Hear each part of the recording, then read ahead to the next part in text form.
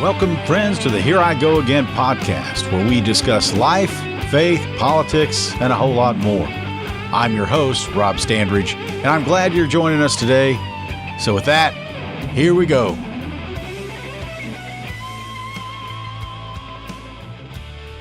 Welcome to the Here I Go Again podcast. This is our 16th episode, so pretty cool. And we have with us Marty Quinn. Had Representative West on was my last one, so I called him several names, but you served in the House and the Senate, so not only do you have the representative, but you have the Senate behind your name. Awesome public servant. Now you're running for insurance commissioner. Yeah. So I think the first thing we ought to talk about is this I'm starting to see what a whirlwind these statewide campaigns are. I'm not sure if I'd ever want to do that. So how is the campaign going? I'm sure you're bound from here to somewhere else. So how's it going, Marty? Well, obviously it's going well, or we wouldn't be in the runoff. Right. But these last 5 weeks have been very, very productive, network-wise and otherwise. We feel like that there's a lot of positive energy out there. We've got, now that there's just two of us in the race, a lot of people that was on the sidelines have now come over to us. We're very fortunate to have Chris Meredith, who ran a good campaign. Didn't have a lot of money, but it shows you how hard that he worked in his efforts, and he's come over and endorsed us. And so Chris has endorsed. I wasn't aware of that. That's awesome. Yeah. He's endorsed us and is working hard behind the scenes with all of his centers of influence, and that means a lot. I mean, when you get down, especially to the runoff, we feel like there'll be even a smaller voter turnout than there was in the primary. So having his crew come over and helping us means the world. So we feel very good about where we're at. Well, that's awesome. I remember when you came in the Senate, because just as disclaimer, Marty and I served together, but you came in the Senate, Marty, and I think from the moment I met you, I knew I would like you, and not just politically, because you know that we've become political friends. I mean, right. You have those folks that you enjoy serving with, right, and they're friends, but you and I are friends, and we became friends. I think part of that is, you've been in insurance your whole life. You have to be a genuinely nice and good person, I think, to be successful in insurance, or you get kicked out. So how many years before I know you still worked in insurance, even in the legislature. You were a citizen legislator by the definition of the term.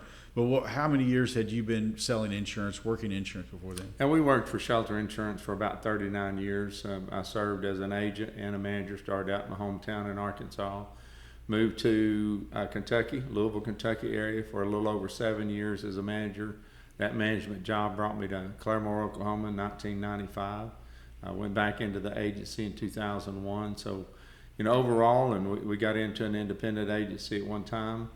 And so total, we've got over 40 years of experience. We've had an independent agency. We've had a captive book of business with Shelter Insurance. So it gives us a broad base, broad spectrum of the industry. And we just feel very blessed to do that, because what I tell people, the industry has some issues right now, and experience is going to be the key to turning those things around.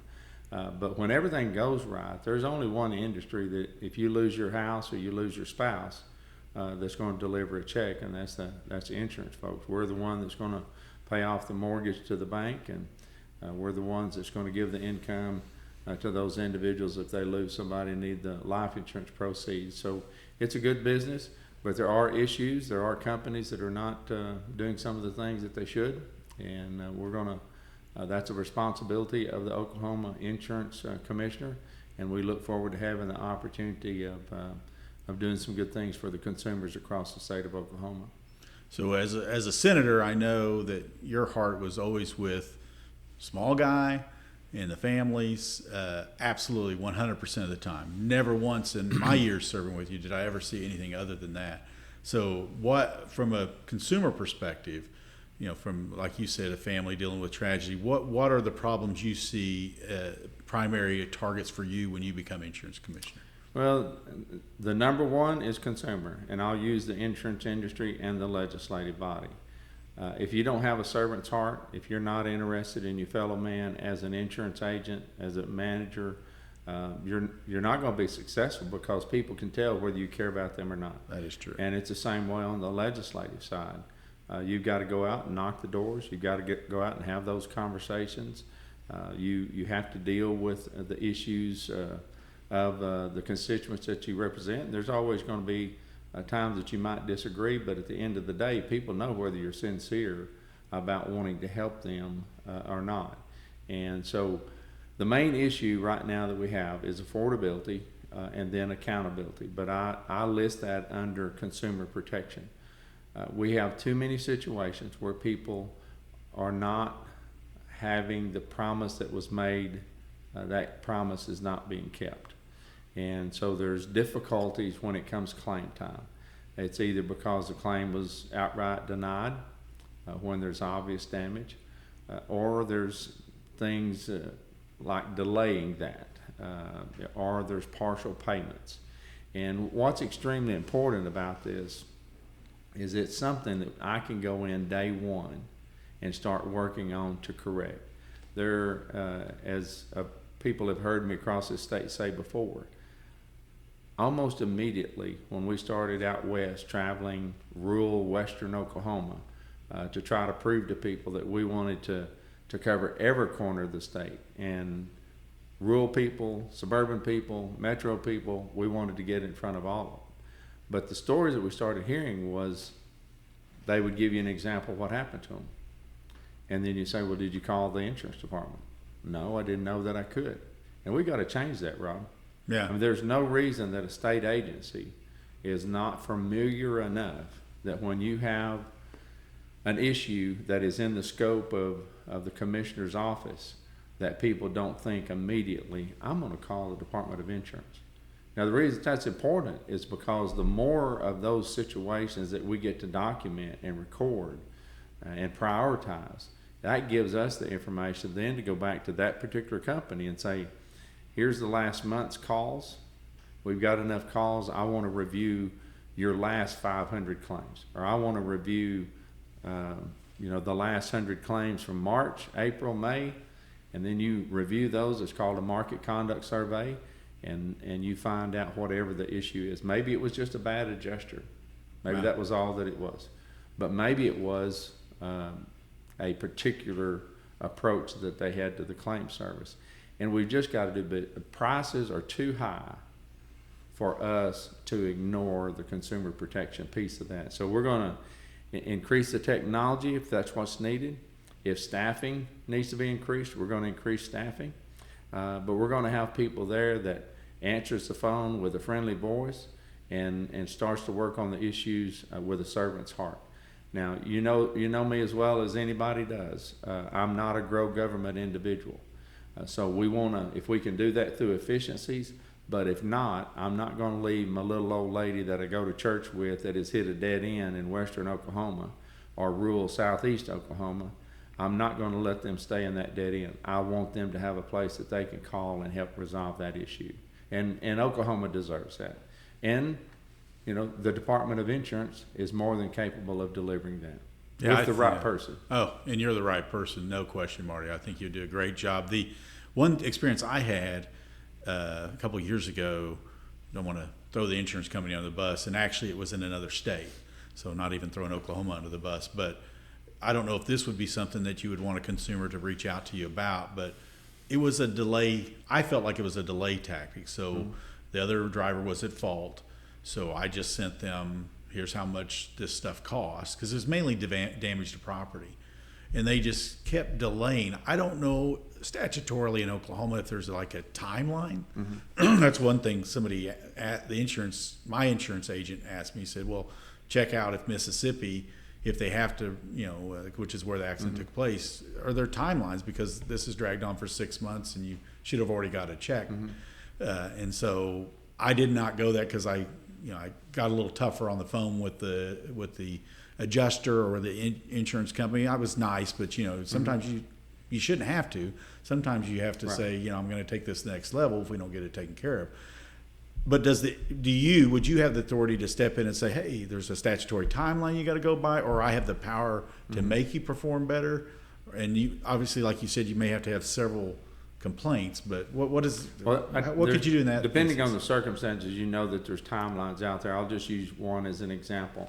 When we find complaints on a given insurance industry, I believe the timeline, once we report that, once we notify that company, once the Department of Insurance notifies them, I think they have 20 days to respond. Now, let's just use this as an example. If I'm the person that's got a big hole in my roof, or half my roof is gone, and I file a complaint with the insurance department, and the insurance company has basically a month of working days to respond, that may be a little bit too long. I don't want to jump to conclusions, but I want to find out, why is 20 days the magic number? And if 20 days is not the magic number, because there are two parties, there's not just one party. Right. We want to make sure that we do things right. But I want to find out, can we shorten that period? At least for something that Yes. somebody's Find got a a way. hole in the roof. Yeah, find a way that under these circumstances, we have to respond in a quicker fashion. And I believe that we can, but it's all kinds of scenarios. Like I wish we had time, but it would take days to show you example after example, scenario after scenario, that we've got to make corrections. We can't continue to do business that way. So affordability. If when you're elected insurance commissioner, what type of ways? I've read your bullet points, and I see some great ideas. What is some of your ideas, or at least an idea how we can get some of these insurance rates? I don't know which particular rates you're talking about are too high, but I think most people are homeowners is probably what most people target in on. All of them are too high. I mean, I could take my truck right now and cross the border and be $300 a year less, and it's a 10-year-old vehicle. Okay. So that's on the auto side. But in many cases, you could cross the border and on the homeowner side and see several $1,000 difference. Now, we know that cost, risk, and exposure are areas that we have to look at if we're going to improve. But trying to isolate that just a little bit, roofing, about 70% of the claims are going to be a result of wind or hail.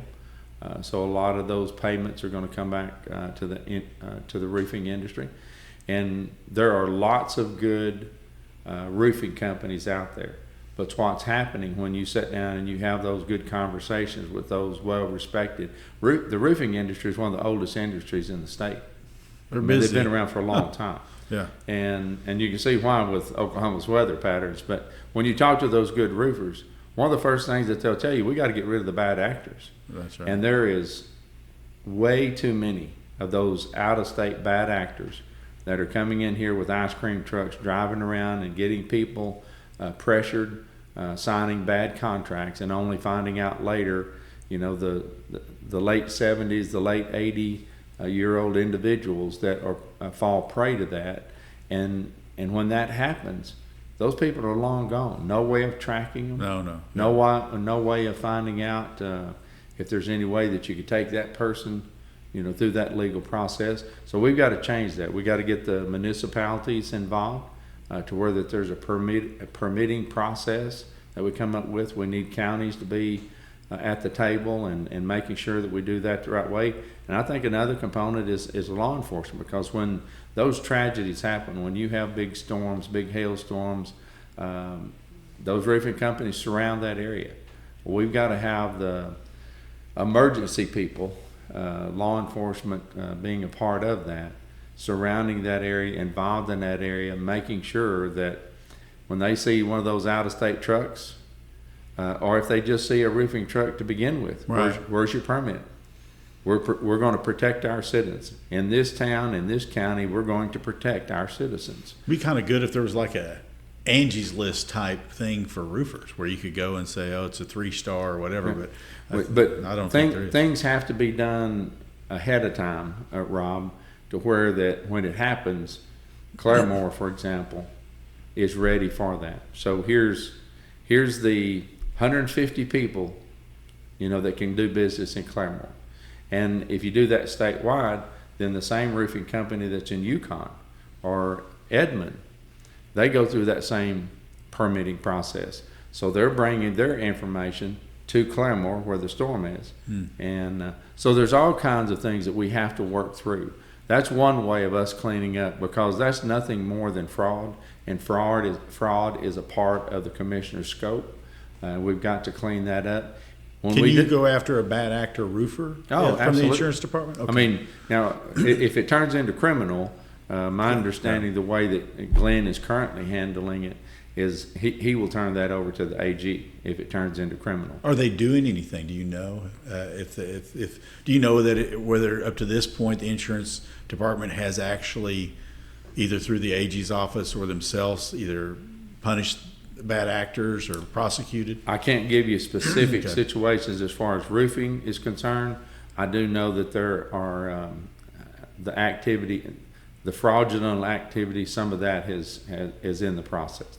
Well, we've been in our home for a little over 20 years and have had 3 roofs.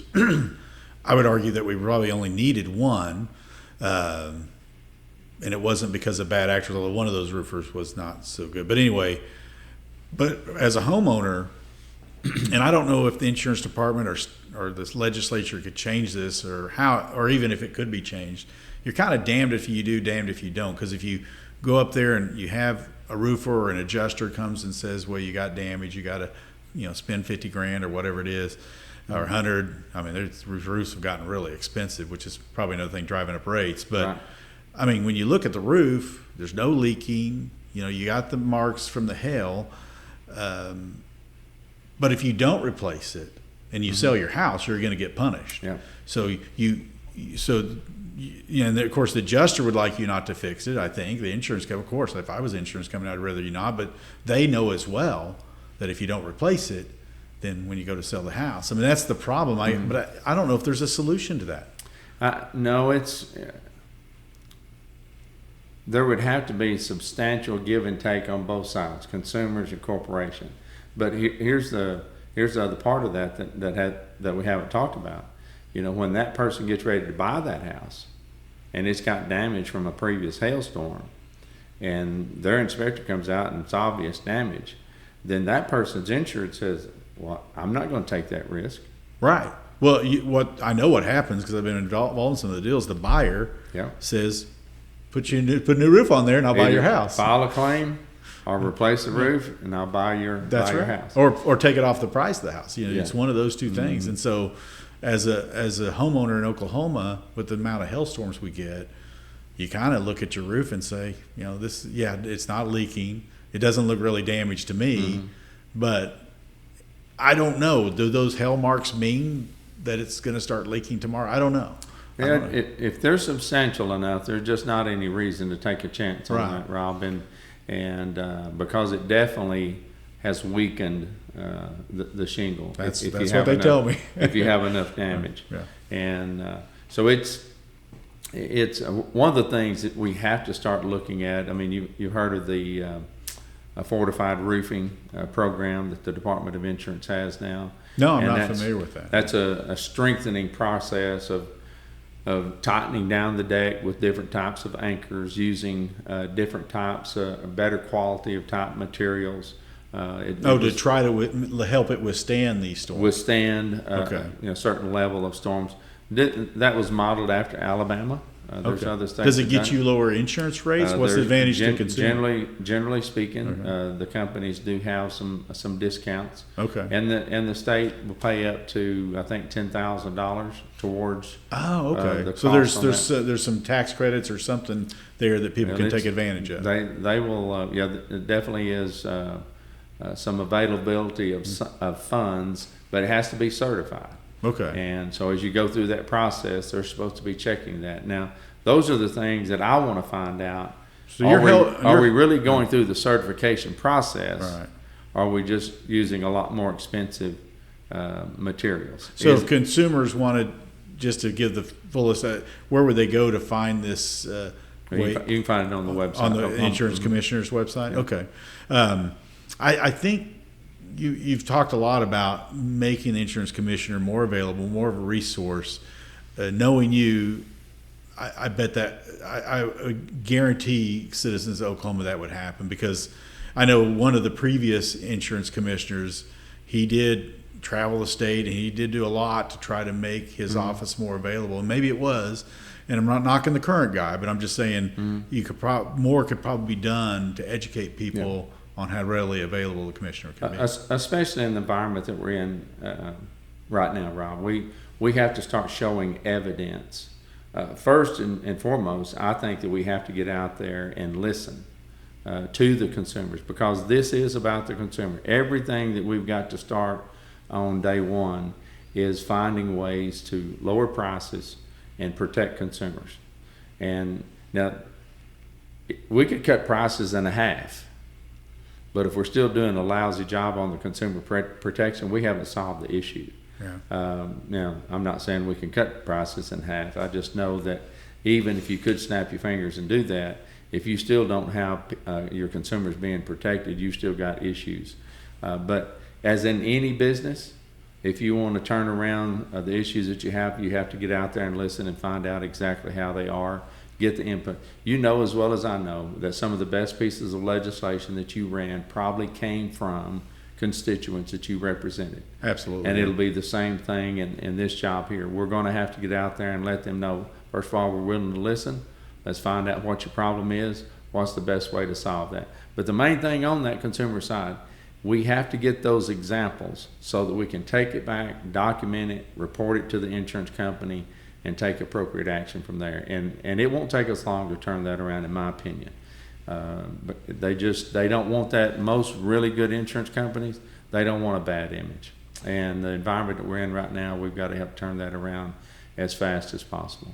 Because we're going to have another storm. Yeah, and these lawyer commercials on the radio against the insurance they don't help. But anyway, although I haven't seen the guys on the jet skis in a few years. You remember those commercials? Habla English, where they're driving the jet skis and they'll get you the dough. Anyway, that's the lawyer commercial. Being a lawyer, I sure hate that I missed that one. Oh, that's a good one. But so talking about your time in the legislature, we served together. I really enjoyed serving with you, as other people did.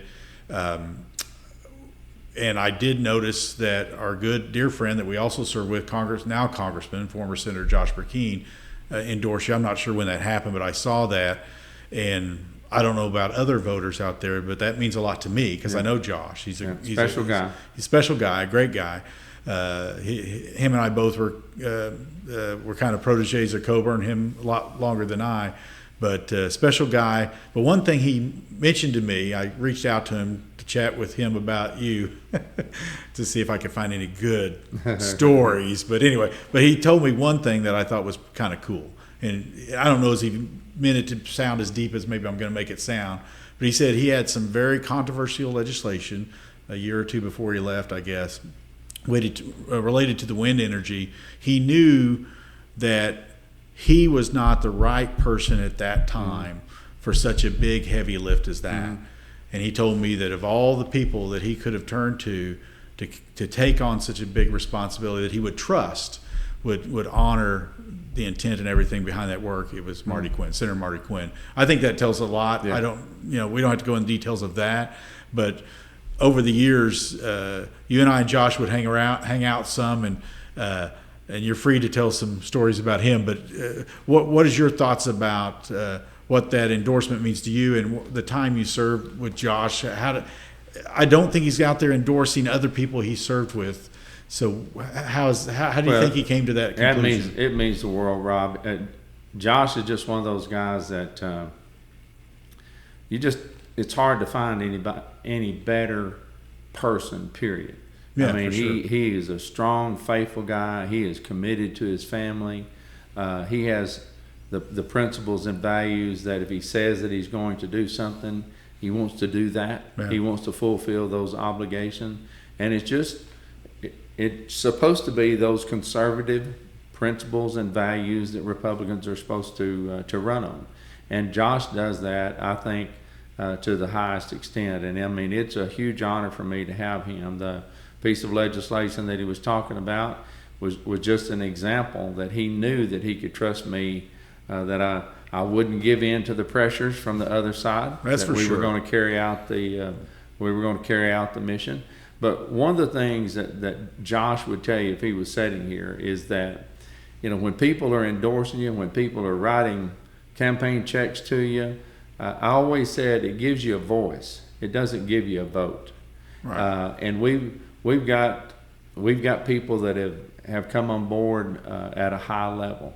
But my entire career, House and or Senate, I can show you times that I supported, for example, strongly the oil and gas industry.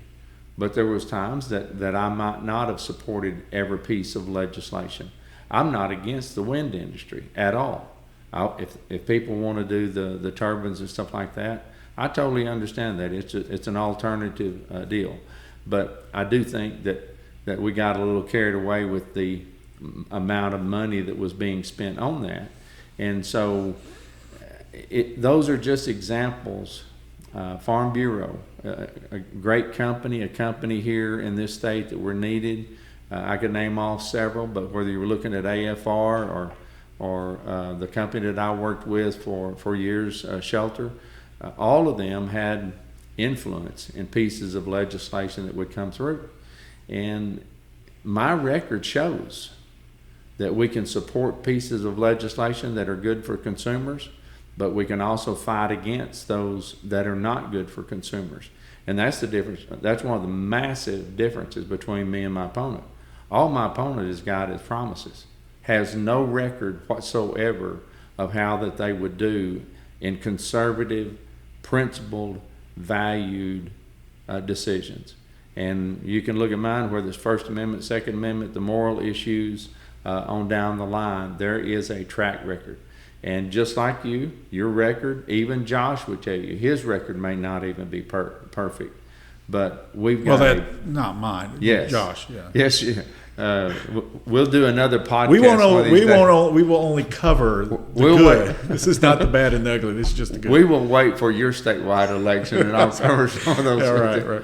But in all honesty, I have a track record that shows we're reasonable, conservative. We try to be extremely principled and truthful and honest with our approach. We want to work hard for the people, and you can look and see it. Oh, there's no question. The other opponent is just talking. Yeah. No, you shouldn't. As a voter, this particular position, in my opinion, is complete servant. You have to have a servant's heart. You have to be willing to do that, and you have to have the track record to prove it. There's no question that you do. I'll never forget. I don't know why you were on Education Committee, but you were, right? Yeah. Yeah. But anyway, that's neither here nor there. But you were on that. You have a heart for kids. It's probably why you were on there. But I had some very controversial legislation a couple of years before I termed out. It shouldn't have been controversial in my mind. Actually, it was about obscene materials in schools. So to me, it wasn't controversial, but clearly, to a lot of our colleagues and others, it was controversial because it touched on public schools, and there was a lot of pressure for people not to show up to that committee, people not to say anything committee. So not only did you say something positive, simple, it wasn't controversial. Some of those guys, they like to get in front of the camera and say all sorts of bizarre. That's not Marty Quinn. You said something simple. You second the motion to get it passed out of committee. And I don't want to slam anybody for voting no, but some Republicans voted no, and because the pressure becomes immense. And so it's going to be the same as insurance commissioner. So talk to me a little bit about how somebody like you with your experience, because there's going to be a lot of money there's going to be a lot of big, huge companies. How can you maintain that same thing that I've seen you the entire time I've known you, which your heart is with, in this case, the consumer? I would call them the citizen or the family. Well, Rob, you pick a subject. It doesn't make any difference if it's transportation issues, if it's law enforcement issues, whatever. When you start making any type of substantial changes to the way things are, there's always going to be an element that's going to push back because people get used to doing business a certain way. And it's not any different in the insurance commissioner's office. There's probably companies that like doing business a certain way, and they've been used to that. One of the good pieces of legislation that came out of last session was House Bill 3781, and that's going to give the commissioner the ability to go in there and object to rate increases. Now, you can't just stop it outright, but he can't object. And there's a process that they go through. They have, I think, an additional 60 days to go through a process where they can look at it actuarially and go through the checks and balances to where that they can say that it's justified, or where they got more questions and are going to continue the objection. Those are things that we can do legislatively that company has been used to just sending you a notice and say, okay, effective September 1, we're going up 14% on auto. We're going up 22% on home. And in Oklahoma law, since way back in the 90s, there's been no way that the commissioner could really stop that. Really? Okay. His only job on the financial side of it is make sure that they've got enough money to where that they can't pay the claim, so that they can pay their claims, which is good. But the other side of that is that, we got to make sure that they realize what's happening to Oklahoma. So this is interesting because I served in the Senate for 12 years. Till you just told me, I was not aware that the insurance commissioner had no recourse. Mm-hmm. So let's say that some insurance company comes in, let's say my auto insurance company, and I get a deal saying it's gone up 22% or whatever, and I send that to you as insurance commissioner. You're saying that today you have no recourse, but after this law becomes law, you can at least object, which will be, you can't stop it, but you require them just to justify it. I assume. It's an objection process to say on these grounds, or here's the questions that I have. This is the problem that I have with your deal. I need more evidence. But I thought insurance companies were required to, because they're a fiduciary agent, right? So I thought they were limited on how much money they can make. Their rates could only be so high. No, does that not apply? No. I mean, the reason I would say no to that, Rob, is that tell me how big the next storm is going to be. Okay, so they can make their savings account as big as they want. Now, if it's a certain type of a company, just like I mentioned a while ago to you when we was talking earlier, the USAA giving back almost $1 billion to its insurance. The way that company is set up, they have the ability to come back. A few years ago, the company I work with, Shelter Insurance, had a refund that they sent back out to policyholders. You have mutual companies, you have stock companies. Because they had planned for too big a disaster, and so they had extra That's the revenue. reason, like on life insurance, that you have dividends. Okay. Because you actuarially set up that there's going to be a certain number of people that they'll die, that you'll pay benefits out on a certain number of people. Well, if the number of people that die is a lot less than what you had actuarially figured, then that constitutes them, to provide a dividend that can go back into the policy, or it can actually be sent to you. So we talked before we came on about Florida. I do some work in Florida, have some property down there. So I've noticed that recently, because Florida's insurance became untenable after Hurricane Sally, which was in 2020, I think.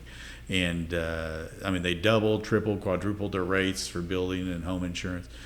So recently I've seen a decrease. You were giving me some information like this USAA. What do you think caused their insurance commissioner? How was he able to, or Ron DeSantis or whatever? What happened there, do you think? I don't know all of the people that were involved in it, but obviously it has to get past the governor. Obviously It has to get past the House and Senate there, just like it does everywhere else. But it became such a financial burden that the legal process, the legal expenses became frivolous lawsuits and stuff like that. Frivolous lawsuits became so prominent that they felt like that they had to change the environment to do business. And almost immediately, within a very short period of time, once that ruling came down, they started having companies wanting to come back in and write business in Florida. Yeah. They had companies almost immediately are filing for rate increases. And that's one company. USAA reduced their legal expenses from $3.4 billion to $117 million.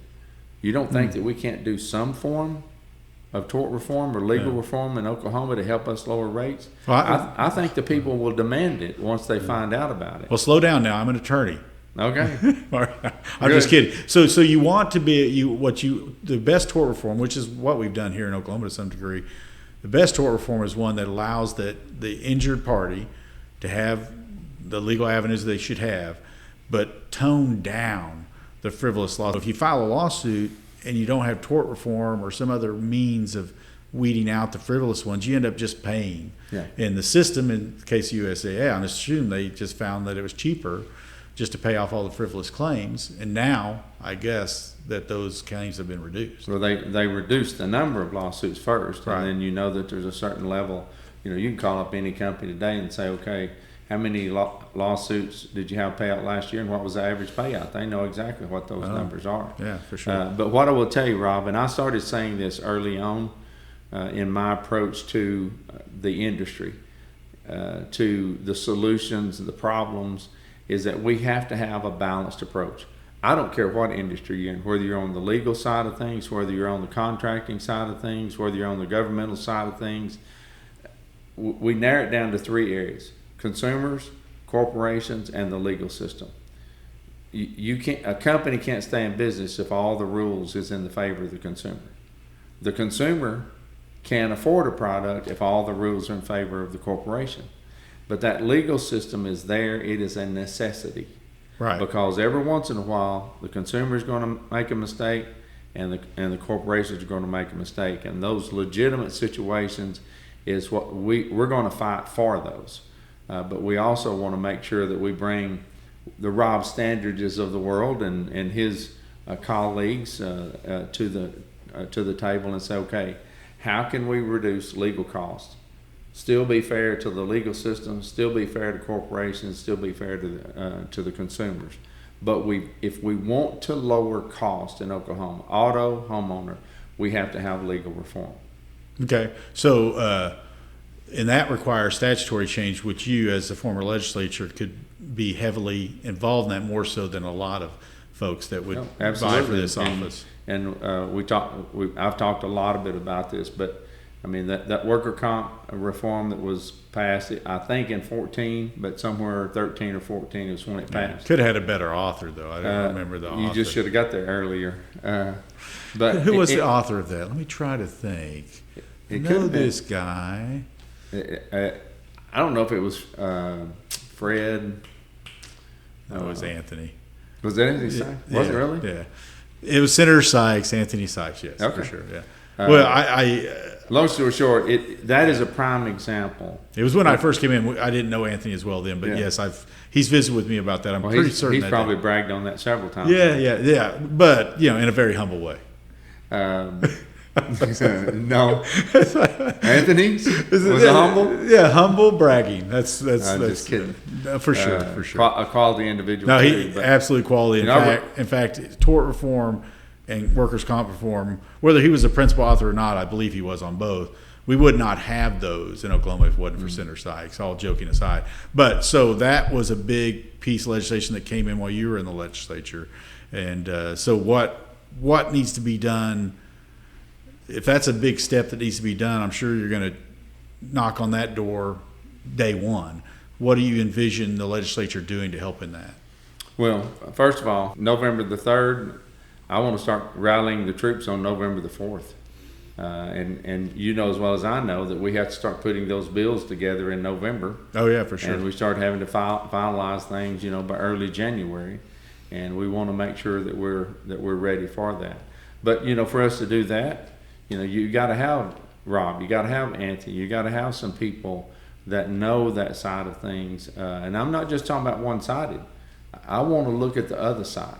Yeah, that's I'll use former AG O'Connor. I want to know. You tell me what your thoughts are. Right. Because generally, if you'll spend the time, if you'll be open-minded on trying to solve those issues, you come out with a better product. And I just think that that's necessary if we're making the proper changes. But even on what bothers me is that when you look at worker comp law, our rates was 2.5 times higher in Oklahoma than it was across the border. But almost immediately when that passed, you had the legal system start fighting back against that. And there's been hundreds of millions of dollars that went back into the employers' hands that allowed them to invest in their business, allowed them to hire more employees, allowed them to give better benefits, higher wages. That's extremely important. And it may be just a little bit of a fight, but it's one that a consumer deserves. We have to lower prices, and that's part of the equation. They deserve it. Well, I'm not going to suck you into another race. You have your own race, but the head of the top of the ticket's important to get that stuff done. And you and I both serve with Mike Mazie, Senator Mazie, who's running for governor. I fully support Mike Mazie. You're in your own race, so we won't go there. But if Mike were to win, if you had a Governor Mazie or a Governor Drummond, but I think Governor Mazie, I think he'd be very receptive because he was there during the workers' comp reform and the tort reform. He saw the positive results.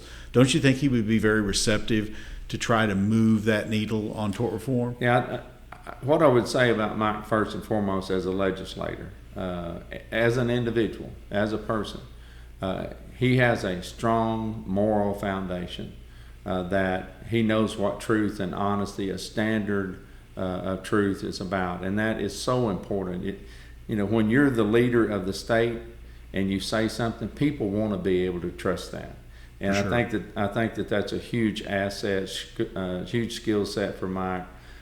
His institutional knowledge cannot be challenged. There's no question. His intellect is off the charts. The financial intellect is off the charts. He's proven that outside of state government.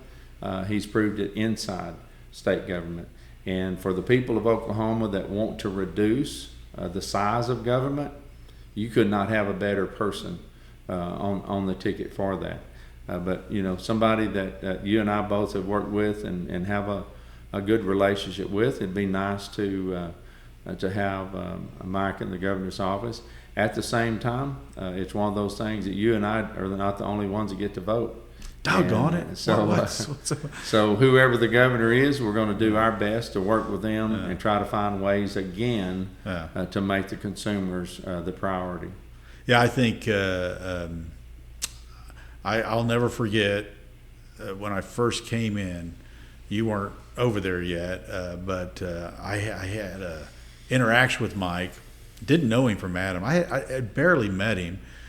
He had, he was still recovering from his car accident, but mentally he had already recovered, by the way. I mean, he never lost a fraction of a step there. But so I met him over a bill on liquid natural gas.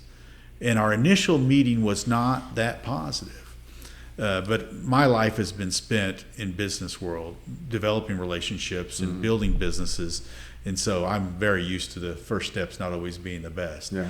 But what started out as a pretty rough relationship between a wet behind their ears freshman trying to do more than he probably was capable of doing at the time, and a guy, a long in the tooth senator that knew exactly what he was doing, turned into a really warm friendship that really taught me a lot about the Senate. So I'm as well very excited that Mike will be the next governor, because I think he will be.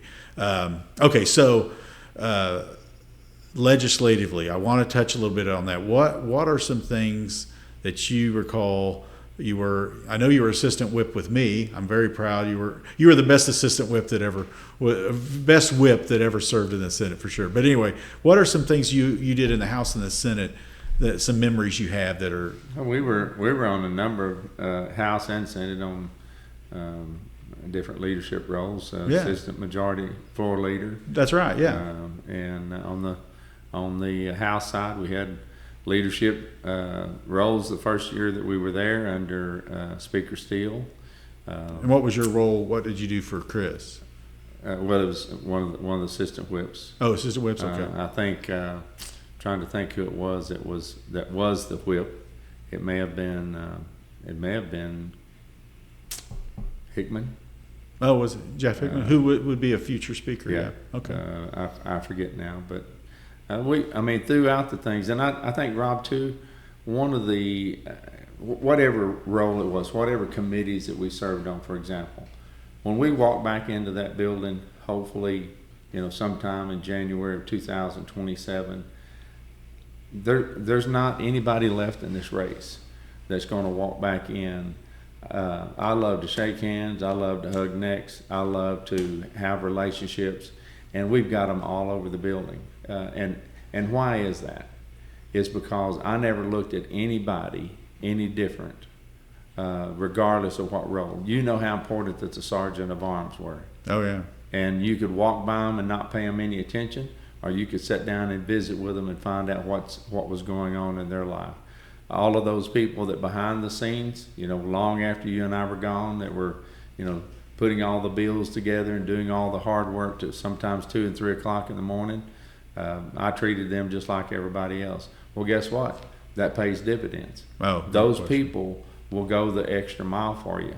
That's just my approach, and I'm light years ahead of anybody else in this race, and walking back in and saying, hey, here's my problem. I need a solution.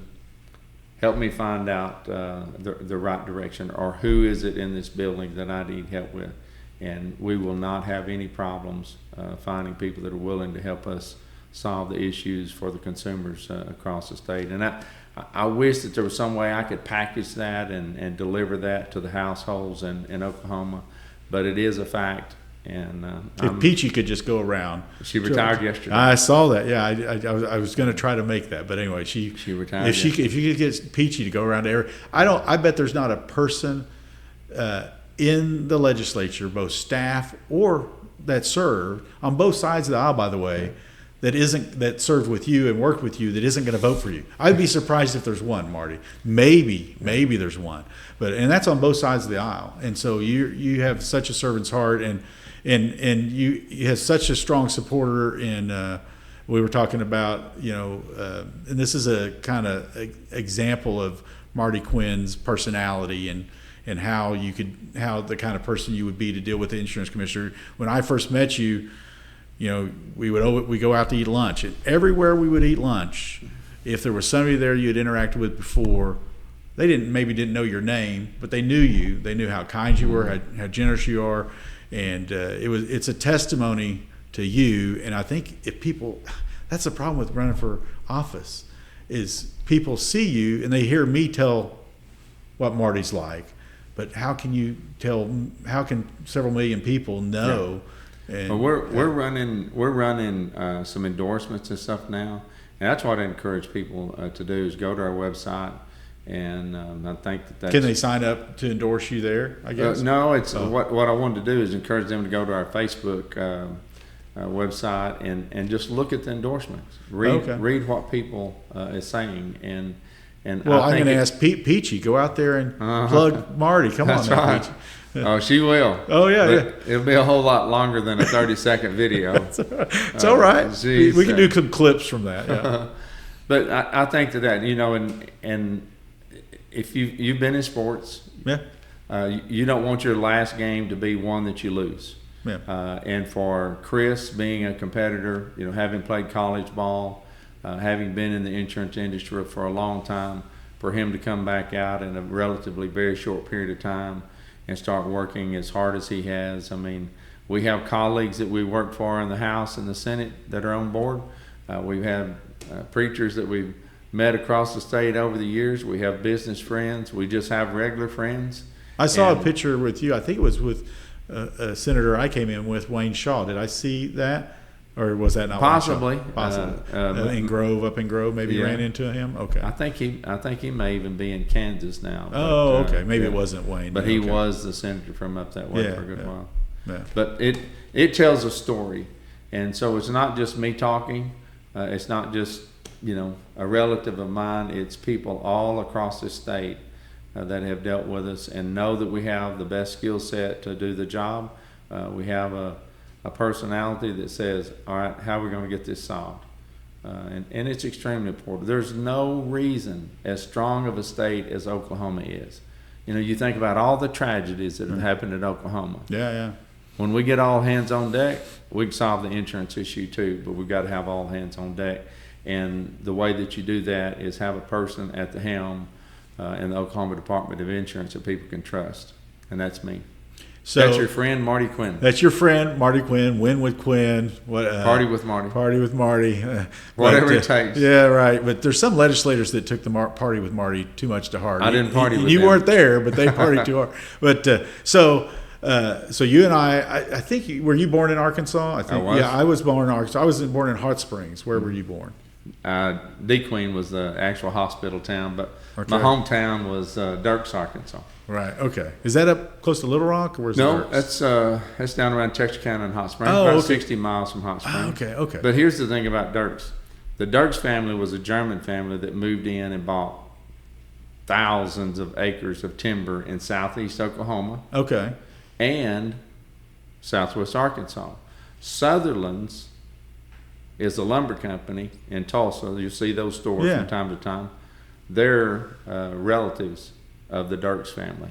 Okay. And so it was a lumber town, and that's where I was born. Kelly was born in Nashville, Arkansas, which is about 20 miles from there. Went to work for Shelter. Took me to Louisville, Kentucky, and Yeah. Claremore, Oklahoma, and here we are. Yeah. I don't know, Kelly. I don't know what happened. She was weak Yeah. for a short period of time. She had a weak moment. It's okay. There was a difference in the hair and muscles then versus hair and muscles. Yeah, don't now. do this now, Mark. Yeah. No, I think it was the athleticism and the strength and the voice. Yeah. So It could have been the 280Z, is what she said. Oh, 280Z, right? Yeah. Well, I had a Trans Am, so yeah, you got to yeah. make up for your inadequacy some way. Yeah. So I wish you still had that. Yeah, I did. I did buy one. I got to have a podcast about that. I found a car almost identical to the one I had. What year, Mom? 1984 Trans Am, and I bought it just recently, last year, and I'm having to put a little bit of money in it because most of those are rusted out, but it runs. Lisa would argue that it's not the best sounding or the best smelling when it's running, but we're working on that. But 280Zs were awesome. Yeah, that was the 240, 260, 280. That's a sweet car. So you not only drove above your pay grade, you married above your pay grade. Double whammy. In all seriousness, Rob, you know as well as I know, the good Lord bless me beyond measure. There's no doubt, and me as well. It's those of us that are so blessed to have somebody so faithful and so amazing in our lives is just so special. Yeah, Kelly has worked so hard. My mom moved in, and Kelly lost both of her parents, just very recently, and for her to be able to switch gears and be traveling all across the state, and now she's heavily involved in us helping take care of Mom. It's a testament to, what do the vows say, and sickness and health and good times and bad, and I'm telling you, she's got the servant heart. There'll be a lot of jewels in her crown one of these days. To know she has a servant's heart is just to know you. Yeah. Is what? Just to know you.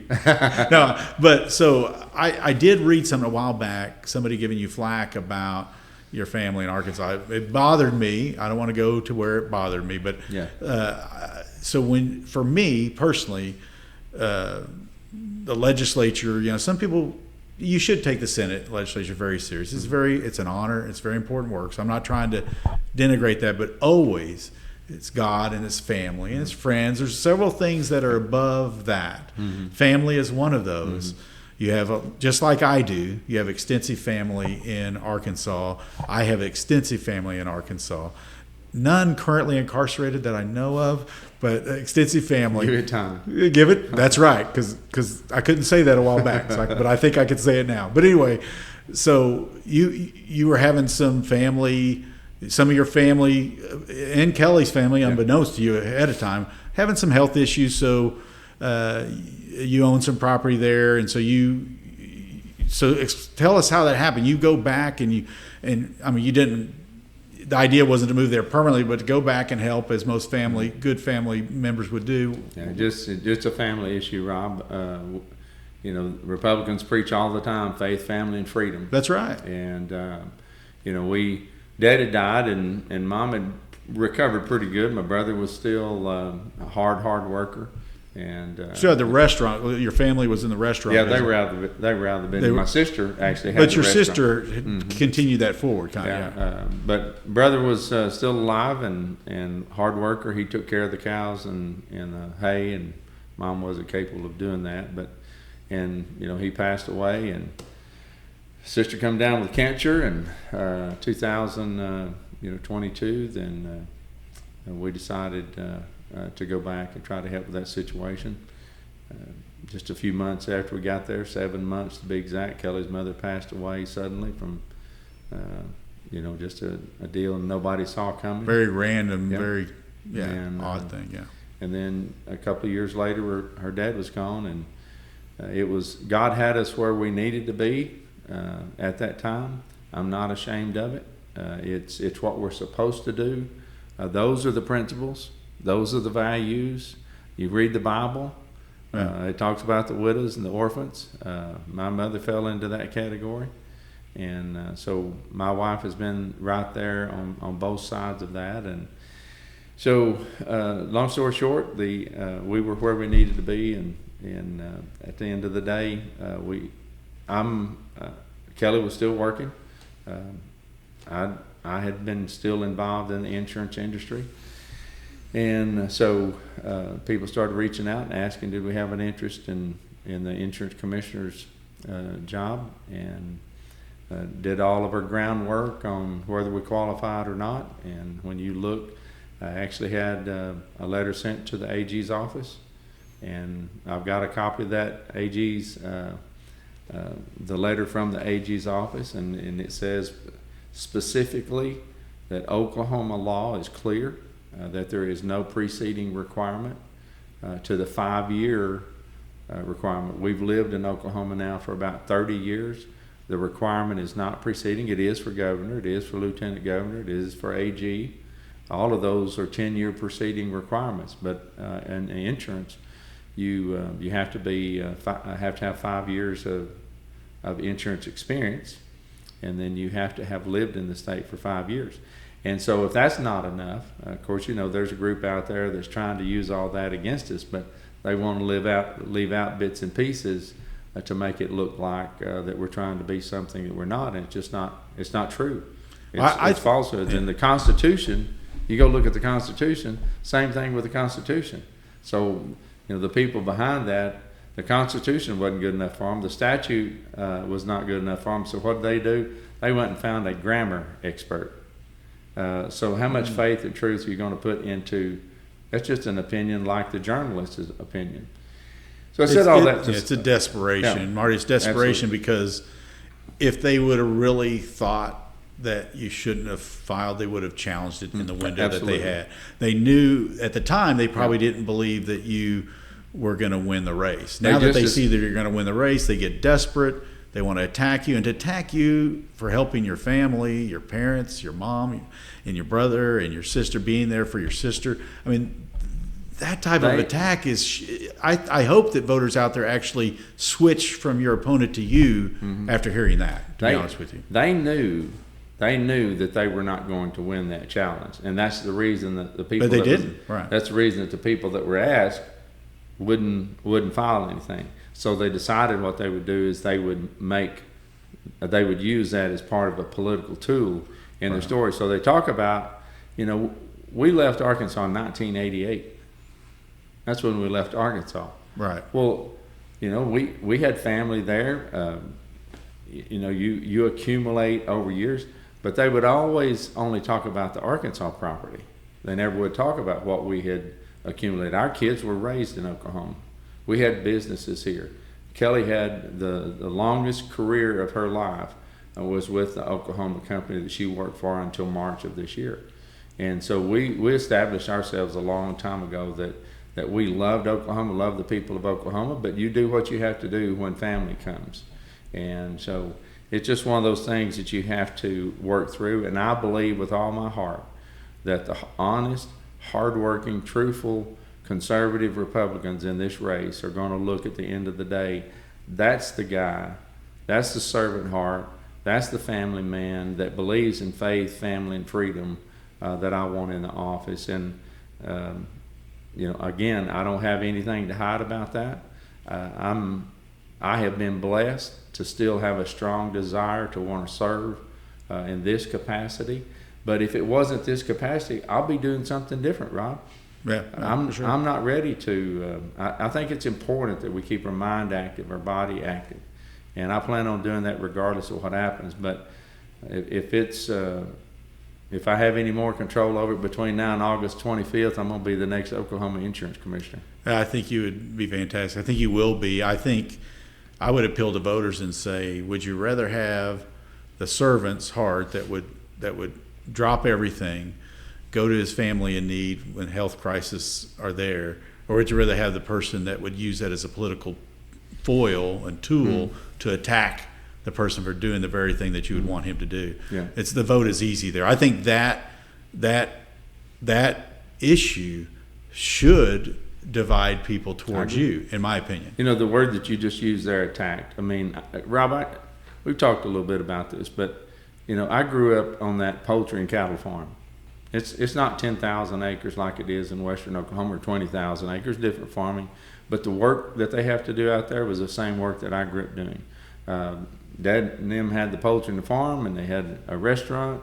We swept floors, we washed dishes. We did everything that you can imagine in a restaurant. And that's the humble beginnings that we started with. When I moved back and started this process of becoming the next Oklahoma insurance commissioner, I attacked it.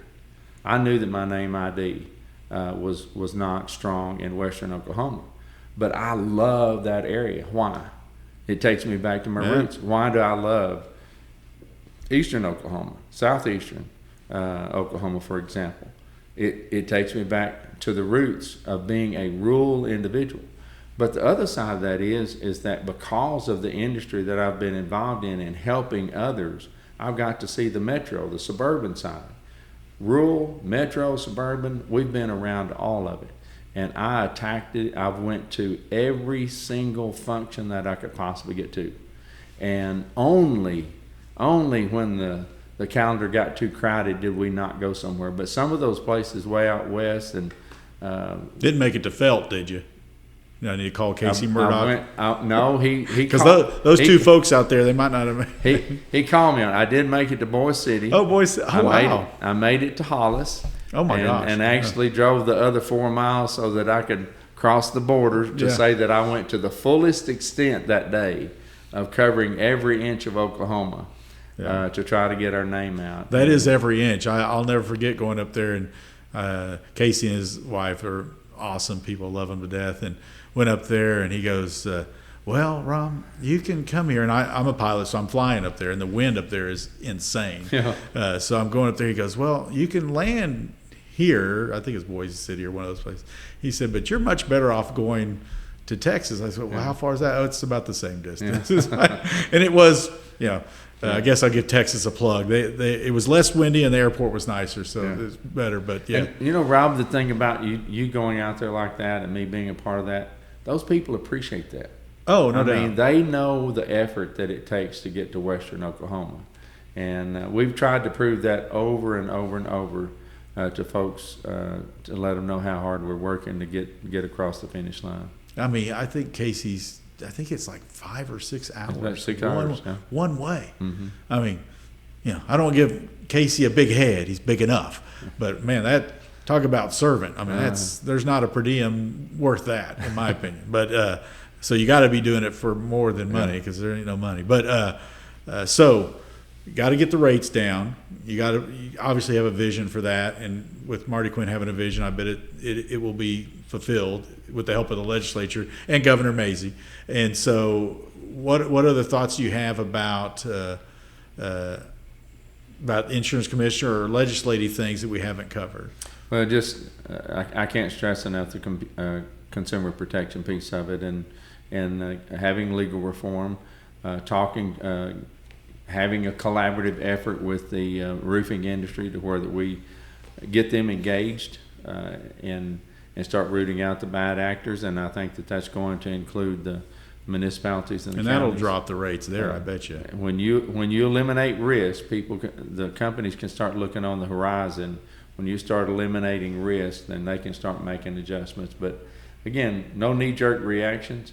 If you were talking to a realtor right now, I want realtors to be a part of this process. I want bankers and mortgage companies to be a part of this. Right now, Rob, one of the biggest things out there that a lot of people don't know about is the coverage gap that's there.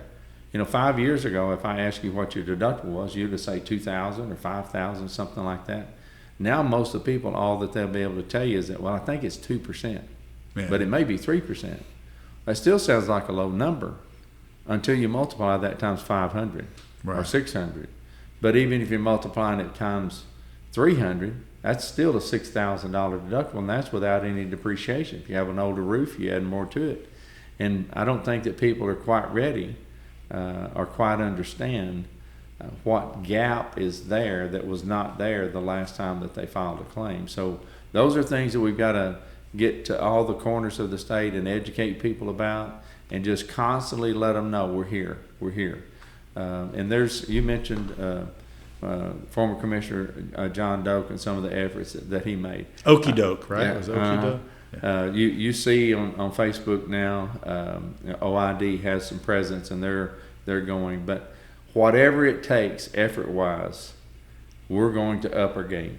I have no doubt about that. We're going to up our game. We've got to have friendly voices, servants' hearts. When they answer that phone, we've got to have an attitude. How am I going to solve the issue? So legislative, I didn't mention this. So one of our favorite places to have lunch. So we're leading people into the inner circle of politics here for just a second. So one of our favorite places for lunch was Wendy's. And from the first time I went there with you to probably the last time, at least every other time, you're buying somebody dessert, or you're grabbing somebody's lunch or something. And that doesn't relate straight to insurance commissioner, but it relates to Marty Quinn.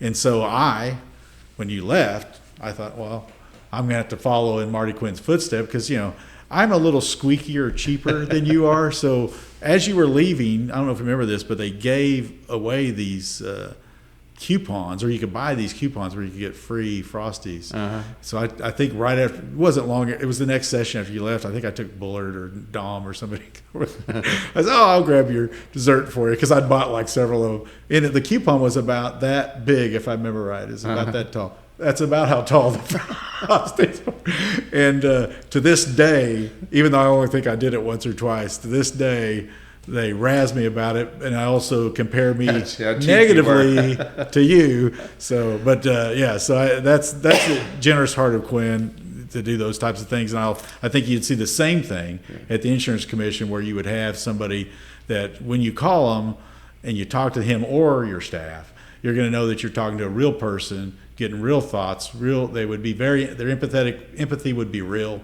and they'd be there to help. Rob, you know as well as I know, there's lots of good people in state government. Yeah, for sure. But just think for sometimes we get zeroed in on the bad act, but yes, I always like to say that. Most people there are very good people. But just think for a moment that maybe the current opinion of what's going on in the industry, that a year from now, maybe a year and a half from now, that people are all of a sudden saying, hey, you call the Oklahoma Insurance Department, they'll take care of you. Yeah. That's what we're shooting for. That's what the people of Oklahoma deserve. That's what I'm going to work for. That's what I'm going to fight for. To where that it's the first thought. It's not the last thought. Hey, I'm going to call the Oklahoma Department of Insurance. Them people over there will work with you. They'll fight for you. And that's what we got to get to. And when we do that, the old saying is, a rising tide raises all ships. And that's what we want to do, because if we can do that at the Department of Insurance, we can do that for the consumer base. Guess what happens to the industry? We create a completely different environment for the industry because everybody's working together, lowering prices, protecting the consumer. We can do it. Oklahoma's strong state. One of the strongest, if not the strongest. And we're more than capable of getting that accomplished. So now, are you going to talk Donna into coming out of retirement and coming to work for the Insurance Commission? I can tell you this much: if she'll come, I'll hire her. So Donna, she knows she would not have stayed there that long if not serving for you. She's a great lady, and retired after how many years? 53, I think it was. 53, not her age, by the way. That's right. She was probably only 27, I think, but somehow she crammed 53 years. And, she's great. Yeah. I mean, she is truly an Oklahoma treasure. Oh, the's no doubt. And a walking history book. And what will she check when she gets her ballot for Insurance Commissioner? What do you think? Her friend Marty Quinn. Her friend Marty Quinn. Well, every voter out there will hopefully mark Marty Quinn for Insurance Commissioner. I hope so. And it's so great to see you, Marty. I hope that everything goes well. If we can do anything else for you, Thanks. let us know. And been a great Appreciate visit. it. My pleasure, Rob. Thank you very Thanks, much. Mark. Thanks, Oklahoma. I did this one with Bob Lynn, and Bob Lynn, I love Bob. He's just very dry. He's got a sense of humor, but it's hard to find it because Yeah, it's so you dry. have to, you have to be on your toes. So he starts talking about this wine that some founder, I don't know. Yeah. But anyway, he says shiploads. Yeah. And so I questioned, but because it sounded like he said shitloads. You know, to me, in fact, I was like, did you just say shiploads? Anyway, so that clip, I think it's like several 100,000. It's like a 30-second clip because more people are interested. If Bob Lynn was running for office, they'd probably vote for him because he said shiploads. So maybe we need to say shiploads of vote. I need shiploads of vote. I need shiploads of votes. I wish you'd told me that story before. What'd you say? Shiploads? Shiploads of